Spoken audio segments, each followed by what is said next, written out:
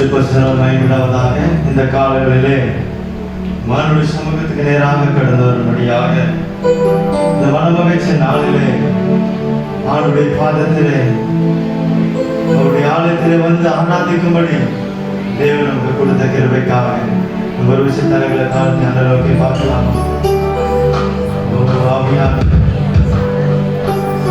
நீ கொடுத்தபடி மகாபெருதான தயவுக்கு நன்றி செலுத்துகிற ஆண்டவர், நீங்க கொடுத்த அந்த இறக்கத்துக்காக நாங்கள் நன்றி செலுத்துகிற ஆண்டவரே.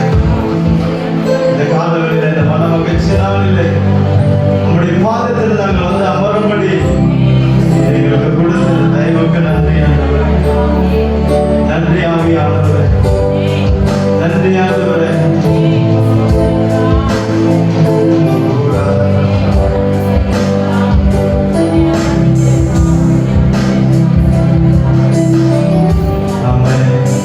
எங்கள் அன்பின் பரலோகத்தகப்பனே, இந்த காலவேளை வாஞ்சி வைக்கிறோம். இந்த காலவேளையிலே இந்த ஆராதனை உடைய கருத்துல நாங்கள் ஒப்பு கொடுக்கிறோம்ப்பா. இந்த ஆராதனை தொடக்க முதல் முடிவு வரை தேவனுடைய பிரசன்னங்களை நடந்து வாஞ்சி வைக்கிறோம். பாடல் வேலை, ஆராதனை வேலை, இதுவரை செய்தி வேலை எல்லாவற்றையும் நாங்கள் உடைய கருத்துல ஒப்பு கொடுக்கிறோம். தொடக்க முதல் முடிவு வரை நீங்க பொருட்படுத்த நடத்துங்கப்பா. தடைகளை மாற்றி போடுங்க. நாம் மட்டுமாய் பொறுப்போம். இயேசுவின் நாமத்தினாலே கேட்கிறோம் நல்ல பிதாவே. ஆமென், ஆமென், ஆமென். ஹல்லேலூயா. இருக்கும் சத்தமா சொல்லலாமா? ஹல்லேலூயா. ஆமென். கர்த்தரை மகிமைப்படுத்துவதாக ஒரு பாடலை பாடி கர்த்தரை மகிமைப்படுத்துவோம். கர்த்தர் நிச்சயமா பெரிய காரியம் செய்வார். ஆமென். ஆனந்த களிப்புள்ள உதடுகளா ஓதி மகளே, ஆனந்த களிப்புள்ள உதடுகளா ஓதி மகளே, நாளுக்கு பயந்து உங்களுக்கு திருப்தி அடைகிறேன். நாளுக்கு பயந்து உங்களுக்கு திருப்தி அடைகிறேன்.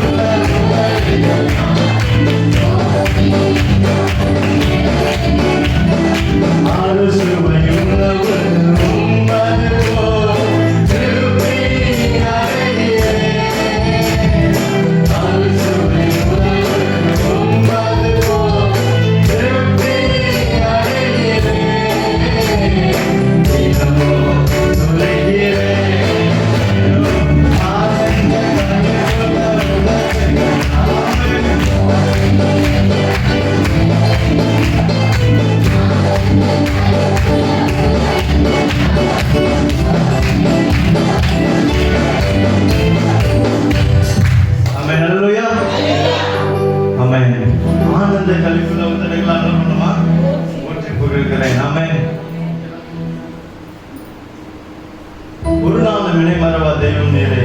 நன்றியோடு உம்மை துதிக்கிறேன். ஆமென். ஹல்லேலூயா. ஆண்டவர் ஒரு நாளை மறவாத தேவனை காணப்படுகிறார். விசுவாசத்தோட சொல்லலாமா? இம்மட்டுமா கத்து நம்ம என்ன பண்ணிருக்காங்க? நடத்தி வந்திருக்கிறாங்க. ஆமென்.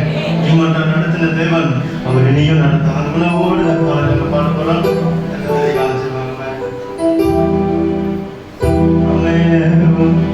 ஒரு நாளும் மறவா தெய்வம் நீரே. நன்றியோடு உம்மை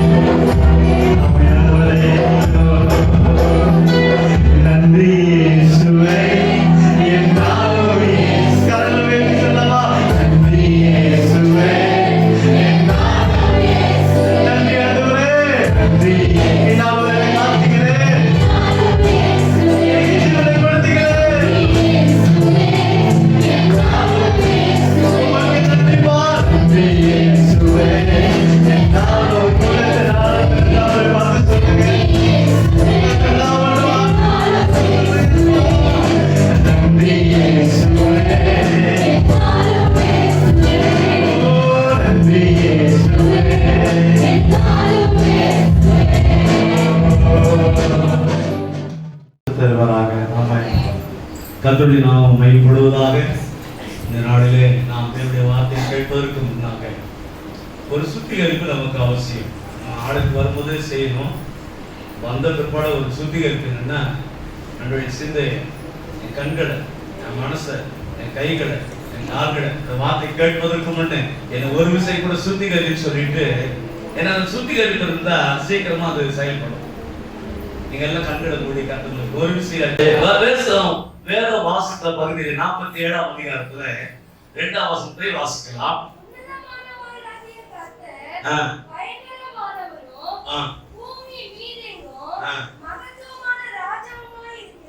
கொஞ்சம் ஒரு வரையும் வரீங்க வாசிங்க. உன்னதமானவராகிய கர்த்தர் அவர் எப்படிப்பட்டவரா?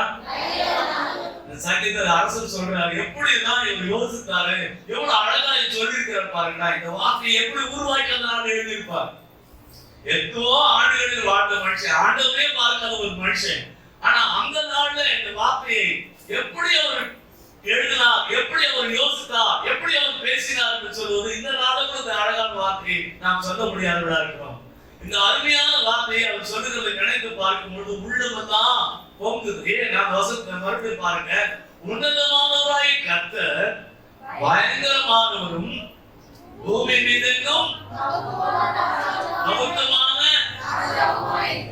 இங்க மட்டும் இல்ல, இந்த தேசம் மாத்திரம் இல்ல, எப்படின்னா இந்த உலகம் இருக்கிற அத்தனைக்கு அவர் தான் ராஜா. அவர் அந்த நாடு எப்படி எழுதுகிறார்? அதான் பரிசுத்தாவினுடைய ஆக்டிவேஷன். பரிசுத்தாவின் நடத்துதல் அதுதான். பரிசுத்தாவினுடைய வளம் அதுதான். அவர் எப்பொழுதும் ஞானம் உள்ளவர். அவர் ஞானமாய் எழுதியிருக்கிறார் வேத வசனத்துல. உன்னதமான கர்த்தராகிய பயங்கரமானவரும் பூமி மீதெங்கும் மகத்துவமான ராஜாவாக இருக்கிறீர். பூமி எங்கும் மகத்துவமுள்ள ராஜாவா இருக்கிறீர். அல்லேலூயா, அல்லேலூயா. ஆவியானவருக்கு நாளைக்கு எப்போ ஒண்ணுதான் இருக்கும்.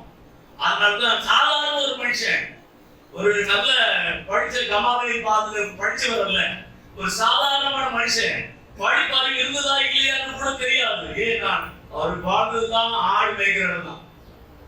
ஆனா ஆவியானவர், இன்னைக்கு நான் உங்களுக்கு சொல்ல வரேன், நாம எப்படி இருக்கோமோ தெரியாது, நம்மளோட சூழ்நிலை எப்படி இருக்குமோ தெரியாது, நம்மளோட பேச்சு எப்படி இருக்குமோ தெரியாது, நம்மளோட பழக்க வழக்கம் எப்படி இருக்குமோ தெரியாது, நம்மளுடைய வேலை எப்படி இருக்குமோ தெரியாது.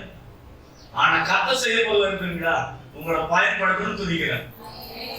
அல்லேலூயா. சொல்லுங்க, என்ன சொல்றாரு? சொல்லுங்க. உங்களை பயன்படுத்தணும்னு நினைச்சார், விட மாட்டார். அதாவது ஆடு மேய்க்கிற விட்டு வந்தாரு. ஆடு மேய்க்கிற ஆடு மாடுன்னு அங்க சென்ட் அடிச்சுன்னு இருப்பாரு. ஆடு மேய்க்கிற ஆடு கட்டு பண்ண வாசல் வந்திருக்கோம், ஆடு மேய்க்கிற ஸ்மெல் தான் வந்திருக்கோம். ஆனா மனுஷனுங்க ஆண்டு விடவே இல்லைங்க. அல்லேலூயா. அந்த மனுஷன் எனக்கு பிரியமானவன் சொல்றாரு, என் தாசன் சொல்ற. தாவிதை பார்த்து என்னவா சொல்லுங்களேன், என்ன ஆச்சரியம் இல்ல, அவர் பார்த்து சொல்றாரு. அதனாலதான் அவர் சொல்றார், உன்னதமானவராகிய கர்த்தர் பயங்கரமானவரும் பூமி மீதெங்கும் மகத்துவமான ராஜாவா இருக்கிறீர். பூமி எங்கு அவர் தான் ராஜாவா. வாழ்க்கையில உங்களுக்கு அப்பா சொல்ற ஒரே ஒரு காரியம், பூமி எங்கும் அவர் ராஜாதி ராஜாவா இருக்கிறார், தேவாதி தேவனா இருக்கிறார், அவர் ஆளுகை செய்கிறவரா இருக்கிறார். பூமி எங்கும், எங்க மாத்திரம் இல்ல. நீங்க வாழ்க்கை குறிச்சு என் பிரச்சனை, என் போராட்டம், அவர் ராஜா. இந்த பூமி எங்க ராஜா கூப்பிடுங்க. இந்த ராஜா கூப்பிட்டு வர மாட்டாங்க. இந்த உலகத்திற்கு ராஜா, இந்த ராஜா பூமி எங்க இருப்பார், அப்படி கூப்பிட்டா வருவார். கூப்பிடு நீ, கூப்பிடு நீ, பதில் கொடுப்பார். குறைகள் எல்லாம் இன்னும் யாரு இருக்கா? உங்க குறையை நிறைவேற்றுறதுக்கு யாரு? கூப்பிட்ட உடனே சுகம், கேப்சல் இல்லாம, காசு இல்லாம விடுதலை. எத்தனையோ வல்லமைகள் செயல்படுகின்ற அந்த வல்லமை அழிப்பதற்கு கர்த்தர் எவ்வளவு பெரிய காரியங்கள் செய்திருக்கிறார். இவரை போற நல்ல தேவதையிலே. ஆமென். 18 சங்கீதம் 18:47 வாசிக்கலாம். இனி அந்த சங்கீதத்துக்கு துணையாக 18:47. அவர் எனக்காய் படிக்கு படி வாசி. எனக்கு 17 வாசிங்க சார். 17 18 வாசிங்க. 17 அதுலயுமா 18லயே அதிக பலவான்களாய் இருந்த என் பலத்த சத்துருக்கும் என்னை பகைக்கிறவர்களுக்கும் என்னை விடுவித்தார். இப்ப 46 47 வாசிங்க.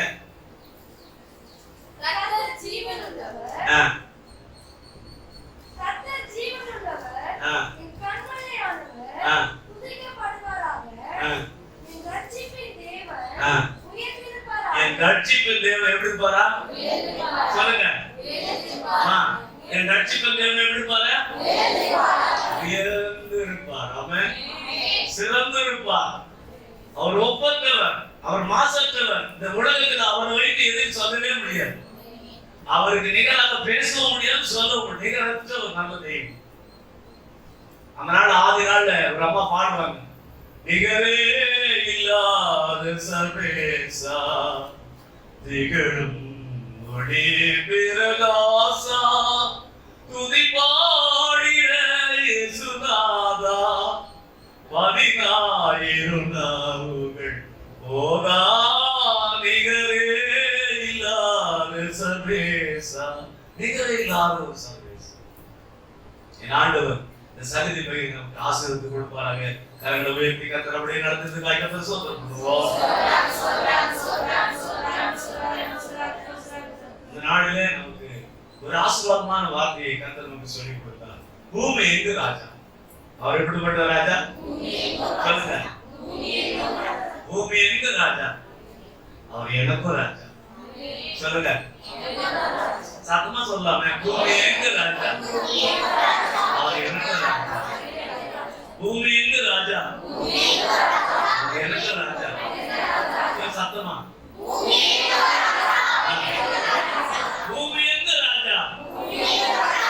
எனக்கு ராஜா. அல்லேலூயா. ஒரு அதிகாரி உங்களுக்கு தெரியும்னா நமக்கு எவ்வளவு சந்தோஷமா இருக்குது. ஆனா பூமி எங்கு அதிகாரியா இருக்கிற ராஜா நமக்கு தெரியும். ஆகிய நம்ம சந்தோஷப்பட்டு கரங்களை கத்தை மகிமைப்படுத்தோமா? கம்பெனி சர்வீஸ் வந்திருக்கிறதுனால நம்முடைய வாழ்க்கையில் நாம் என்ன செய்ய வேண்டும் என்றால், இந்த தூய திட்டத்தை பரிசுத்தத்தை நாம் கடைபிடிக்க வேண்டும். ஏன்னா கடைபிடிப்பதனால தான் நம்முடைய வாழ்க்கையில இது பின்னடைவோ பிரச்சனையோ வராது இருக்கும். ஏன்னா பந்தியில கலக்குறது நம்ம வந்து சாதாரண விஷயம் நம்ம நினைக்கிறோம், ஏதோ ஊத்துறாங்க கொடுக்குறாங்க போறாங்க வர்றாங்க. அப்படி இல்லை. இது தேவனுடைய திட்டம், தேவனுடைய தீர்மானம். இது என்னை நினைத்துக் கொள்ளுன்னு சொல்றேன். இதை நினைத்துக் கொள்ளுன்னு அர்த்தம், இந்த உலகத்தினுடைய அத்தனை பாவத்தையும், இந்த உலகத்தினுடைய அத்தனை போராட்டத்தையும், இந்த உலகத்துல காணப்படுகிற அத்தனை சூழ்நிலையும் அவர் என்ன செய்தார் கேட்டீங்கன்னா, அவரே பிறக்க போற பிள்ளைகளுடைய பாவத்தை கூட என்ன பண்ணாருங்க, அவரே ஏற்றுக்கிட்டதுனாலதான் இந்த பூமி தாங்கக்கூடாத பாரத அவசரமா ரத்த வேர்வை வெளியே வந்தது, சரீரமெல்லாம் பிடிக்கப்பட்டது. அவரு சொல்லப்போனா அதிகமா அவரை துக்கப்படுத்தினாங்க, அதிகமா வேதனைப்படுத்தினாங்க. உன் வேதனை மாத்துறதுக்கு அவரை மாத்துறது, உன் பிரச்சனை மாத்துறது. நம்ம நினைக்கிறோம் யாராவது நமக்கு தெரியாது, தெரிஞ்சு நான் மாத்திருப்பார். நிச்சயமா சொல்றேன், உண்மையா சொல்றேன், மெய்யாகவே சொல்றேன், உன் வேதனை அவருக்கு தெரியும். நீ அவர்கிட்ட சேரல. வேதனை சொல்லிக்கிற நீ எனக்கு சாதனை செய்கிற தேவன் இருக்கிறான்னு சொல்லுங்கப்போ. எனக்கு ஒரு ராஜா இருக்கிறான்னு சொல்லுங்க. அவரை பார்த்து நீதி சாதனை செய்வார்னு சொல்லுங்க. என் ராஜா எனக்கு உதவி செய்வார்னு சொல்லுங்க. நாய்க்கு கூட சொன்னோம் என்னன்னு, கர்த்தர் எனக்கு நைட்டு சொன்னோம். கர்த்தர் எனக்கு யாரு? ஹெல்ப் பண்றவர். நிறைய பேர் சொல்ல உதவிக்காரர்கள். அதெல்லாம் எப்படி தெரியாது, அதை சொல்றதுக்கு நான் வரல. ஆனா இந்த உதவி செய்கிற தேவன், இந்த சகாயம் எப்பொழுதுமே கைவிடவே மாட்டார். எந்த சூழ்நிலையிலும் கைவிட மாட்டார். ஆனா எந்த இடத்திலும் வந்து காப்பாற்றுவார். யாரும் வர முடியாத இடத்துல வந்து காப்பாற்ற முடியும். யாரும் வர முடியாத சூழ்நிலையில உன்னை உயர்த்த முடியும். அவர்தான் சகாயம். அவர் என்னது? கர்த்தருக்கு சகாயம். தேவனுக்கு சகாயம் இருப்பதனால நீ எந்த காரியத்துக்கு பயப்பட வேண்டிய அவசியம் சொல்லுங்க. என்ன அதிசயம் பாருங்க, மத்தல என்ன சந்தோஷமா பேசுறோம் சொல்லுங்க. இப்போ சொல்லுங்க, சத்தமா சொல்லுங்க. பயப்பட வேண்டிய அவசியமே ஏன் பயப்படுறோம்னா, இதை வாசிக்கிறதுல நேசிக்கிறதுல இதுக்கு டைம் இல்லை. எதுக்கு டைம் இல்லை?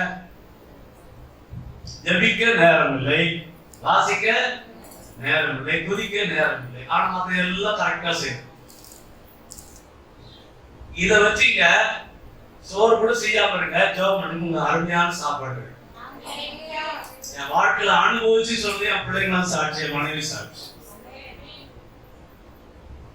கர்த்தரை துதிக்கிற மனுஷனுக்கு ஒரு நாள் கைவிட மாட்டேன். நம்ம பிரச்சனை மாறாததுக்காக நான் தான். நான் பிரச்சனை சொல்றது இல்லை. என் நேரத்தில் சொல்றீங்க டைம் இல்ல. என் பிரச்சனை எங்க சொல்றது? யார்கிட்ட போய் சொல்லுவான்? போய் நம்ம சேர வேண்டிய யார்கிட்ட பார்த்தா போய் சேருவோம். இன்னும் நாங்க பார்த்தேன், நாங்க செய்தேன், அவங்க சொன்னேன், அவங்க பார்த்தாங்க, சொன்னாங்க, என்ன பிரச்சனை இல்லாத அப்படியே ஜோடிச்சு அழகா பண்றான். கர்த்தர் எவ்வளவு துக்கப்படுவது தெரியுமா? நீ இன்னொருத்தர் துக்கப்படுற மாதிரி பேசணும், நான் இன்னொருத்தர் துக்கப்படுறவங்க பேசணும். அவர் எவ்வளவு துக்கப்படுவது தெரியுமா? அவர் பொறுமையா இருக்கிறனால அவங்க எதுவும் நடக்கும். ஆமென், அல்லேலூயா. அவர் பொறுமையா இருக்கிறனால நமக்கு ஒருத்தர் பத்தி தயவு செய்து யாரும் பேசாது. ஏன்னா நீங்க பேசுறது, அவர் பேசுறது நேரம், மற்றவங்க பேசுறது இயேசு பேசி பாருங்க. உங்க வாழ்க்கையில அற்புதம் நடக்கும். நீ நினைச்சது நடக்கும். இடையிலா இருந்து மாடு வயசுலேருந்து வயல்வெளியிலே தங்கி வயல்வெளியிலே தூங்கின மனுஷனுக்கு அரண்மனையில சுத்தி ஆட்கள் இருக்கும் போது பாதுகாப்பு கொடுத்துங்க. என்ன அதிசயம்! ராஜாவுக்கு என்ன இருந்திருக்கும்? அரண்மனையில கொசு வருமா, ராஜாவுக்கு விசுறதுக்கு ஆடு இருப்பான். அவர் நினைச்சிருப்பார், ஆடு மேய்ச்சவனுக்கு ஈயம் கொசுவா என்ன பிடிச்சிருந்துச்சு. இப்ப எப்படி வச்சுக்கிறாரு? என்ன எப்படி வச்சிருக்கிறாரு? என் மேல ஒரு தூசு தோடு விழுந்தா கூட தொடக்கிறதுக்கு ஆளுகிறான். இப்ப ஏன் நமக்கு பிரச்சனை? இப்ப சொல்லுங்க, நம்ம ஆண்டவரை இன்னும் காணப்படுத்துற இடத்துக்கு போல. எப்படிங்க? அவரை உயர்த்தி வைக்கிறதுக்கு நீ போறதுன்னு சொல்ல. இந்த பக்கம் சொல்ற,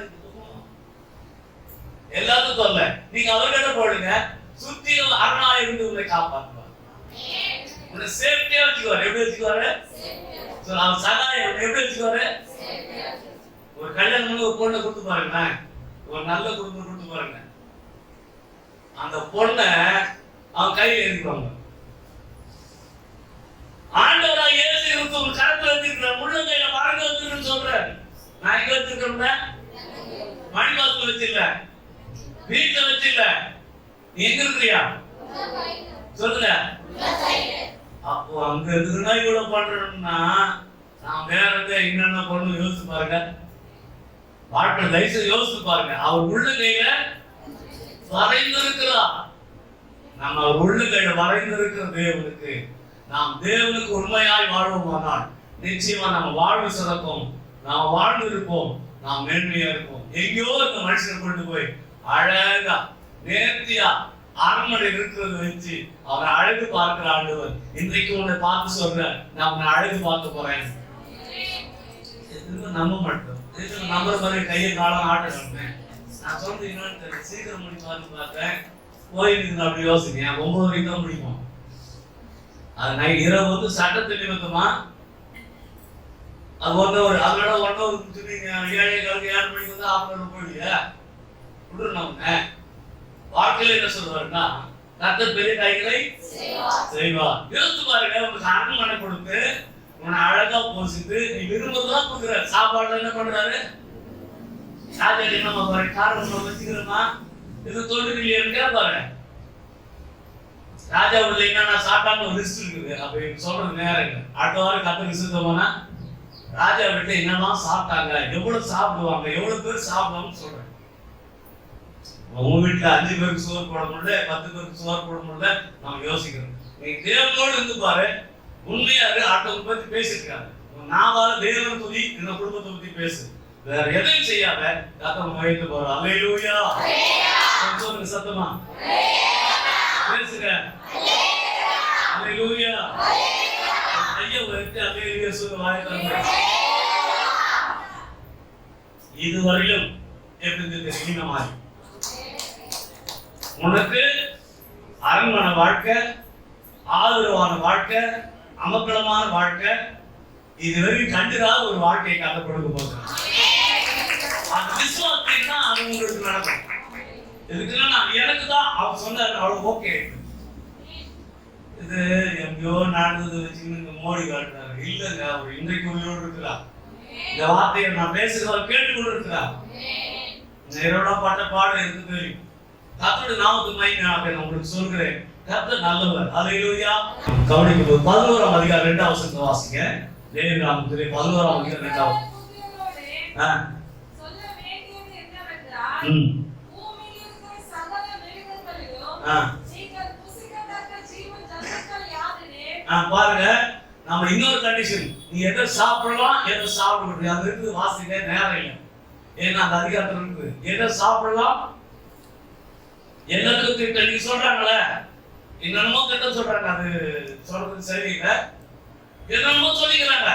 நீங்க செய்தித்தாள்ல பார்த்துருக்கலாம். ஆனா இன்றைக்கு ஆண்டவர் சொல்றாரு, இதெல்லாம் சாப்பிடணும், இதன் முதல்ல எதை செய்யணும் எதை செய்யக்கூடாதுன்னு சொன்னாரு. நீங்க சாகாதபடி இருக்கணும்னா அதை செய்யாதீங்க. ஆகினால அடுத்த வசனம் போய் வாசிப்போம், நமக்கு நேரம் இல்லை. கொலோசியர் 2ஆம் அதிகாரம் 14ஆம் வசனத்திலிருந்து 17ஆம் வசனம் வரைக்கும். கொலோசியர் 2ஆம் அதிகாரம் 14ஆம் வசனத்திலிருந்து 17ஆம் வசனம் வரைக்கும். நமக்கு எதிரியாகவும் நமக்கு எதிரியாகவும் கட்டளைகளால் நமக்கு கட்டளைகளால் நமக்கு விரோதமாகவும் விரோதமாகவும் இருந்த கையெழுத்தை குலைத்து, இன்னைக்கு என்ன இன்னைக்கு சட்டம் நிறைய போட்டுக்கிறாங்க. உனக்கு தண்டனை, அப்படி தண்டனை, இப்படி தண்டனைன்னு சொல்ற தண்டனைலாம் பார்த்து அவை நடுவிராதபடிக்கு எடுத்து, அது முறை வாசிமா, நமக்கு எதிரடியாகவும் கட்டளையாகவும் நமக்கு விரோதமாக இருந்த கையெழுத்தை குலைத்து. கையெழுத்து குலைத்துனா கையெழுத்து குலைச்சு போடுறான்னு அர்த்தம். அது திருப்பி போட்டாங்க, என்ன பண்ணிட்டாங்க, திருப்பி போட்டாங்க. கை தட்டி கொஞ்சம் மைக்கு போட்டு நமக்கு இருந்த சட்டத்தை என்ன பண்ணிட்டாங்களா, கை தட்டி நல்லா சந்தோஷப்பட்டாங்க. சூரியன் சாட்சி ஏன் மேல வருது. ஆமென். ஹல்லேலூயா. வாசிக்கும் போது மேல அப்படியே இருக்குது. ஐயா, மழை காலம் எந்த காலமாக நீங்க பேசி பாருங்க, நீங்க ஜபத்தோட வாங்க, இந்த இடத்துல நேர சம்பந்தம்னா கேளுங்க. ஏன்னா ஆவியானவர் செயல்படுகிறது பார்க்கிறேன். ஹல்லேலூயா. ஒருவேளை நீங்க அப்படி யோசிக்கலாம், நம்ம செய்தி நேரத்தை இடையிடையே பாருங்க, நல்லா குழுமையான சூழ்நிலை வரும். ஏன்னா தேவ சத்தத்தை நீ கேட்கிற, அதை குறைச்சு போட்டாரு. நீங்க எல்லாத்தையும் என்ன பண்ணிட்டு இருக்கோம் சொல்ல, எனக்கு எதிரான ஆயுதங்கள் வாய்க்காதே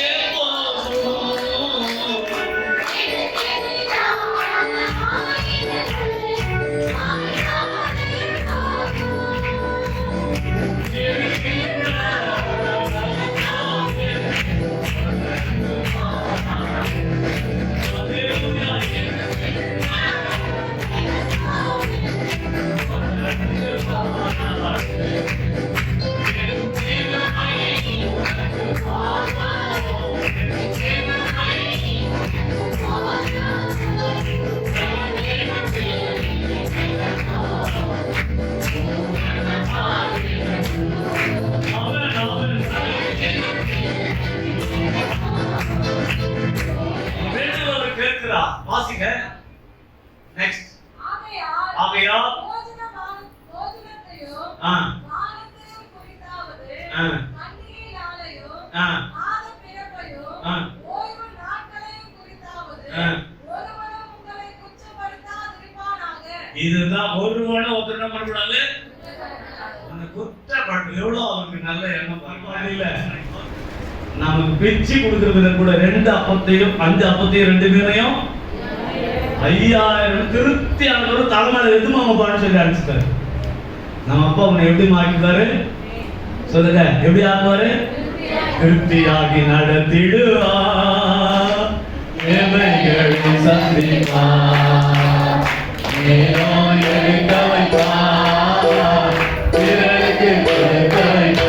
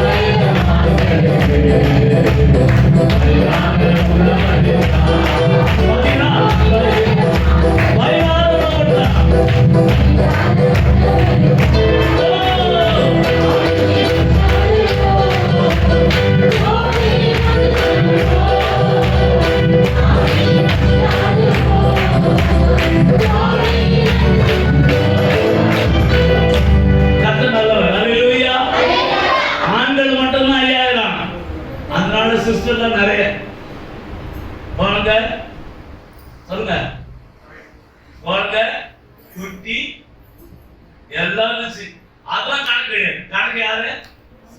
ஆம்படியால் மட்டும்தான் கணக்கு. இப்ப கூட தலை கட்டுன்னு சொல்றாங்க. நம்ம ஊர்ல என்ன ஒரு வீட்டுல இருந்து நடந்துச்சுன்னா அந்த வீட்டு சொல்ல எதுக்கு தலை கட்டு எங்களோட குடும்பத்துல பாப்பா இப்ப ஊர்ல எதுக்கு தலை கட்டுதுப்பா ஆவணம் மட்டும் கணக்கு பொண்ணு கணக்கு கிடையாது.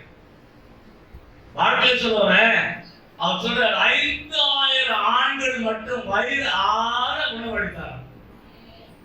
ஒரு நம்ம வீட்டுல சொல்றோம் பாலிங்க கொடுத்துருமா எனக்கு என்ன பரவாயில்ல அப்ப ரெடியா இல்லைங்க. எப்படி எத்தனை மணி வேணும்? 2 வேணுமா? ஆஸ்பத்திரி 5 வேணுமா? வாங்கிக்க. அல்லேலூயா. இந்த தேவனை ஏன் நமக்கு நடக்கலன்னா அவர் வழியில போறாங்க. கொஞ்ச தூரம் போறோம் வரப்புல போறோமே நடக்க பாதை இவங்க எப்படிக்குது. ஒரு அண்ணன் வந்து தூர தேசத்துல வந்தார். வந்த உடனே வயல்வெளியை பார்க்கணும்னு ஆசையா இருக்கு. வயல்ல வீடியோ எடுக்கணும்னு சொன்னார்.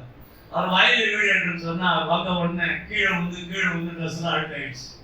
ஏன் நான் வரப்புல வயலோட வரப்புல நடக்க தெரியல. அங்க நீ நல்லா நடந்து போற என்ன நடக்க முடியும்? கீழே வந்து பாருங்க. ஏன் நான் என்ன இல்ல அனுபவம் இது கூட அந்த 5000 பேருக்கு அப்பா அவங்களுக்கு கொடுத்த ஆண்டு நம்ம வாங்குறதுக்கு இல்ல அந்த ட்ரைனிங் போல போகல போனா கேட்டுக்கலாம். ஆமென். அல்லேலூயா. அது கட்டண வயல் இந்த மாதத்துல தைரியமா இரு, திடனா இரு, கர்த்தர் நலமானதை தைரியமா இரு, திடமா இரு, நலமானதையே செய்வார். ஆமென். கைப்பற்றுங்க.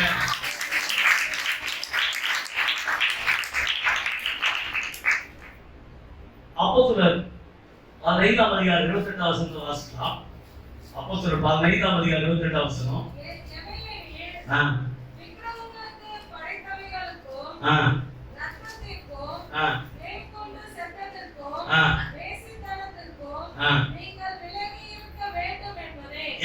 விலகி இருக்கணும் பாருங்க.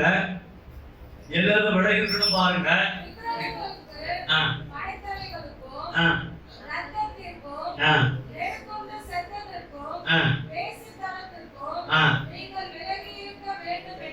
இதுதான் சட்டம். 2 முதல்ல 1 சொன்னேன், இப்ப 2 சொல்றேன். இதெல்லாம் விலகி இருக்கணுமா? அடுத்தது வாசிங்க. அவசியமான இவைகள் அல்லாமல் பாரமான வேறொன்றையும் உங்கள் மேல் சுமத்தாமல் இருப்பது பரிசுத்த ஆவிக்கும் எங்களுக்கும் நலமாக கண்டது. அதை நிறுத்துங்க. அவசியமான இவைகள் எல்லாம் பாரமான வேறொன்றையும் உங்கள் மேல் சுமத்தாமல் இருப்பது பரிசுத்த ஆவிக்கும் எங்களுக்கும் யாரா இருக்கா? இந்த டைரக்ஷன் எங்க வருது? பரிசுத்த ஆவியானவர் இருக்கு. அதனால பரிசுத்த ஆவியானவர் அந்த நாளுக்கு ஆவியோடு பேசுறார். அழகா இருந்தது வார்த்தை. அதான் வார்த்தை உச்சரிக்கும் போது உள்ள துடிக்குது. ஏன்னா அப்படி எப்படி எழுதிருப்பார் பரிசுத்த ஆவி அந்த மனுஷன் கொண்டு அழகா எழுதிருக்கிறார். இப்ப பாருங்க அந்த வார்த்தைய சுமத்ரா இருப்பது பரிசுத்த ஆவிக்கும் எங்களுக்கு நலமாக கண்டது. இவைகளுக்கு விலகி நீங்கள் உங்களை காத்துக் கொள்வது நலமா இருக்கும். அப்ப சுகம் ஏன் இல்லைன்னா இதெல்லாம் நம்ம ஏதோ வம்பு பண்றோம். வம்பு பண்றதுனால நாடே இப்படி ஆயிடுச்சு. நீங்க சுகமா இருப்பீர்களா என்று எழுதினார்கள். அல்லேலூயா. சத்தமா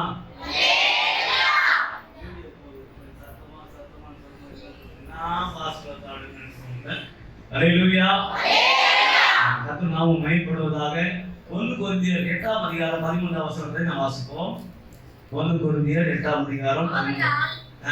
போஜனம் என் சகோதரனுக்கு இடரல் உண்டாக்கினான், நான் என் சகோதரனுக்கு இடரல் உண்டாகாதபடிக்கு என்றைக்கும் மாம்சம் ருசியாதிருப்பேன். பாருங்க கொஞ்சம் வாசிமா. ஆதலால் போஜனம் என் சகோதரனுக்கு இடரல் உண்டாக்கினான், நான் என் சகோதரனுக்கு இடரல் உண்டாகாதபடிக்கு என்றைக்கும் மாம்சம் ருசியாதிருப்பேன். என் கூடதவனுக்கு பிரியாணி ஒத்துக்காது. நான் அப்படி சாப்பிடணும் இப்படி சாப்பிடுன்னு சொன்னாரு. நான் முட்டை கூட சாப்பிட மாட்டேன் சார், நான் காய்கறி தான் சாப்பிடுவேன். அப்ப நான் என்ன வாங்கினா அதுல கூட என்ன பண்ணக்கூடாதான் இடர் வருத்தப்படுற மாதிரி கஷ்டப்படுற மாதிரி என்ன அருமையான வேத வசனம் எழுதி வச்சுக்காங்க பாருங்க. நமக்கு நம்ம அப்பா கூட சொல்லி கொடுக்க மாட்டாங்க. இந்த பரிசுத்த ஆவி எப்படி சொல்றாரு பாருங்க. அவர் சொல்றாரு, அவனுக்கு இடம் உண்டாகுது நடந்துங்கப்பா. இது அன்புள்ள தெய்வங்க. யோசிச்சு பாருங்க. மற்றவங்க சொன்னா கஷ்டம், ஆவியார் சொன்னா கஷ்டமே இல்லை. அவன் இப்ப நான் சொல்ற அனைவருக்கு ஒரு சிலருக்கு பிரிவு இல்லாம இருப்பான். அது ஆவியார் சொல்றாங்க. நீங்க வாழ்க்கையில் எப்படி மாறிட்டீங்கன்னா இன்னைக்கு ஆசீர்வாதத்தோடு போகிற ஒரு மக்களாக மாறிடுவீங்க. உங்க ஆசீர்வாதத்தை எவரால் தடுக்க முடியாது. அல்லேலூயா. நீங்க வேத வாசிங்க, அடுத்த வசனம் வாசிங்க.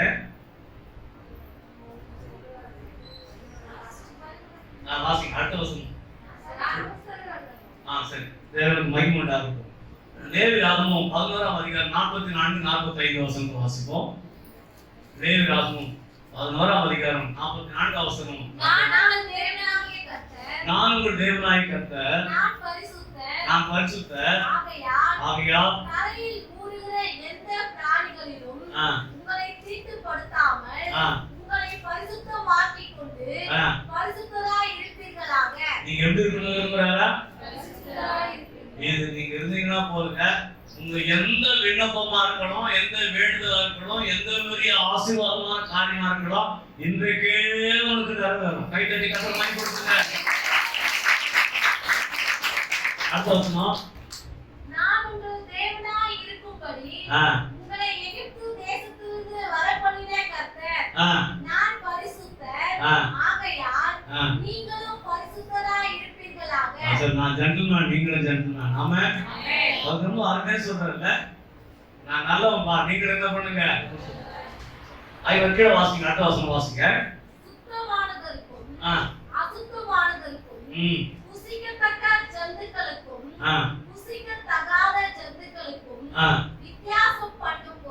வித்தியாசம் பண்ணும் பொருட்டு மிருகத்துக்கும் பறவைகளுக்கும் தண்ணீர்களில் நீந்துகிற சகல ஜீவ ஜந்துக்களுக்கும் பூமியின் மேல் ஊறுகிற சகல பிராணிகளுக்கும் அடுத்த பிரமாணம் இதுவே என்று சொல்லுங்கள் என்றார். இதுவே பிரமாணம், இதான் சட்டம் என்று சொல்றார். 3ஆம் சட்டம். ஆமென். 3 சட்டம் சொன்னேன். இப்படிப்பட்ட சட்டத்தை கொடுத்து உன்னை வாழ வைத்திருக்கிறார்கள். பாத்தீங்களா? நம் தேச நல்லவர். சொல்லுங்க. ஒரு போதும் கைவிடா, ஒரு நாளும் விலகிடா.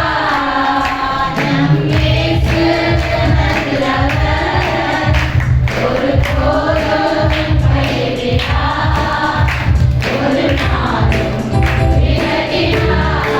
எதிர்காலம் நாம்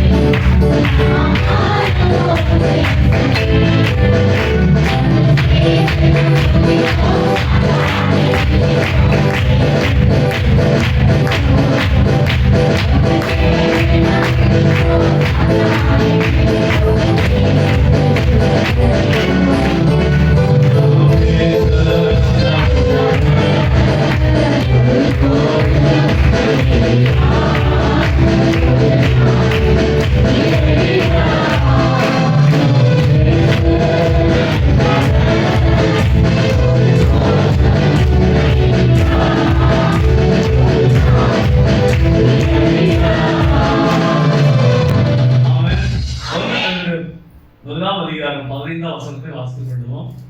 1 பேதுரு முதலாம் அதிகாரம் 15ஆம் வசனம்.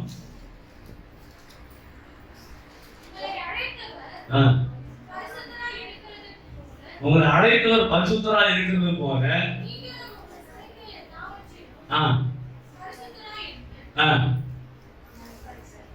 நான் பரிசுத்தர், ஆகையால் நீங்களும் பரிசுத்தராய் இருங்கள் என்று எழுதியிருக்கிறது. நான் பரிசுத்தர் ஆகையால் நீங்க என்ன பண்ணுங்க? பரிசுத்தராய் இருக்கிறது சொன்னார். இன்னைக்கு வாழ்க்கையில நம்மளுக்கு அன்பா சொல்கிற ஒரே ஒரு காரியம், அவருக்கு பிரியமானதை செய்யுங்க, பிரியமானதா மாறுங்க. கர்த்தர் நமக்கு யூதா எழுதின நிருபத்துல 20ஆம் வசனத்தை வாசிக்கலாம். நீங்களோ பிரியமானவர்களே, உங்கள் மகா பரிசுத்தமான விசுவாசத்தின் மேல் உங்களை உறுதிப்படுத்திக் கொண்டு பரிசுத்த ஆவிக்குள் ஜெபம் பண்ணி தேவனுடைய அன்பிலே உங்களை காத்துக்கொண்டு நித்திய ஜீவனுக்கு ஏதுவாக நம்முடைய கர்த்தராகிய இயேசு கிறிஸ்துவினுடைய இரக்கத்தை பெற காத்திருங்கள். அல்லாமலும் நீங்கள் பகுத்தறிவுள்ளவர்களாய் இருந்து சிலருக்கு இரக்கம் பாராட்டி சிலரை அக்கினியிலிருந்து இழுத்துவிட்டு பயத்தோடு ரட்சித்து மாம்சத்தால் கரைப்பட்டிருக்கிற வஸ்திரத்தையும் வெறுத்து தள்ளுங்கள். வழுவாதபடி உங்களை காக்கவும் நமது மகிமையுள்ள சன்னிதானத்திலே மிகுந்த மகிழ்ச்சியோடு உங்களை மாசற்றவர்களாய் நிறுத்தவும் வல்லமை உள்ளவரும் தாம் ஒருவரே ஞானம் உள்ளவருமாகிய நம்முடைய இரட்சகரான தேவனுக்கு கனமும் மகத்துவமும் வல்லமையும் அதிகாரமும் இப்பொழுதும் எப்பொழுதும் உண்டாவதாக. ஆமென். ஆமென்.